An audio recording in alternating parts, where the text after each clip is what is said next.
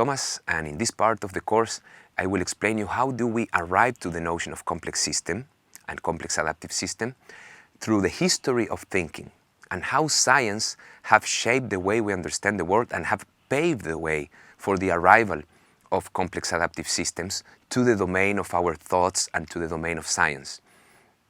So we must start first with the very simple question: what is the world made of? Simple in the sense that easy to ask, but very hard to answer. So this question is fundamental, because this question, what the world is made of, will guide us to think what are we looking at, what are we putting attention to, and what is our focus when we try to make a scientific explanation, or an explanation even in general, not necessarily scientific. So we start even before the existence of science and speak about the ancient cultures. It's interesting to know this, because they believed that in several cultures, you can check, there is this Wikipedia source, that they believed that there were fundamental substances from which all physical phenomena and all phenomena in general could be described. So some of this, an example of these theories was to believe that there was air, fire, earth, and water. And everything is made of a specific combination of these four elements, the fundamental elements that shaped all the physical phenomena. And different proportions will behave in different ways. So they start from the idea, and this is the important point, which I will go through very quickly. The idea is that they believe that there were fundamental substances. So that's what explains nature.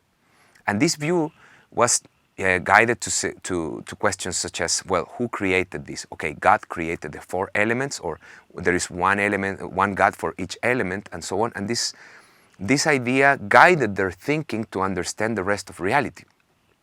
So this view actually was applied to connect the real and spiritual worlds, because there was an entanglement between the real, physical, and spiritual world in most of the ancient cultures. So famous philosophers, even some of are more associated to science, like Descartes, known and believed in substance theories and used them in their reasoning.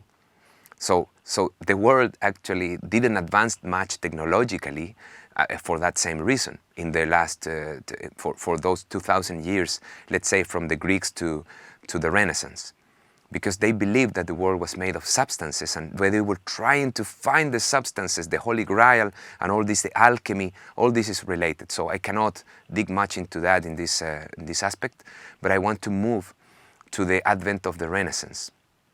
With the advent of the Renaissance, the description of phenomena stopped being necessarily based in substances or explanations of that kind, because there was a new way to think about the reality, looking for inner structures that are ruled by fundamental laws. The idea that there are fundamental laws, which is different to the idea of fundamental substances, was introduced. And these fundamental laws have a mathematical shape, have the shape of a mathematical formula.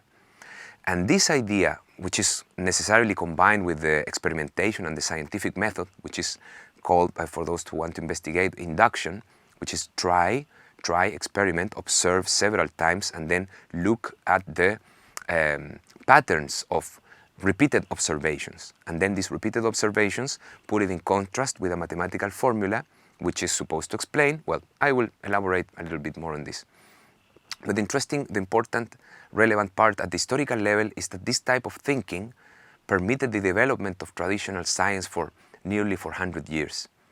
What is the thinking that is behind science, and which is not behind the substance thinking, is this what I call reductionism and simplification. And this is probably the most important achievement of human thinking in relation to understanding our reality. And it's what have shaped science in the way that is known typically. And the idea is to combine two aspects. We begin from the assumption that this is good thinking. And it has been proven to be good thinking, because most science has been developed this way. So it works. So we can say that it might be best way to think, but this is one that has worked for 400 years to explore our reality. The idea, the first point, is to reduce a phenomena, reducing a phenomenon or phenomena in general, to the most relevant entities and interactions only. Try to identify what is relevant to describe the phenomena. And then try to simplify as much as possible the description of the entities that are part in this phenomena. If we are able to only identify the most relevant entities and interactions and then make the most simple description of them, we will be doing scientific traditional thinking. And this is something that can be summarized in the Occam's razor principle, which is a priest in the, let's say, in the Dark Ages who were philosophizing about how to explain the world.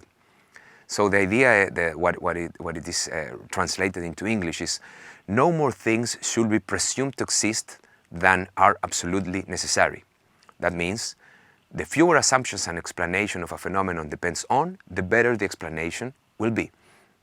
So the idea is to try to explain as much as possible with as little as possible hypothesis. And trying to push this thinking forward has been behind the development of science, and as I will show later, is not compatible anymore with complex adaptive systems thinking. So complex adaptive systems thinking is actually a new way of doing science, and this is something that I'm in this part of the course you will understand.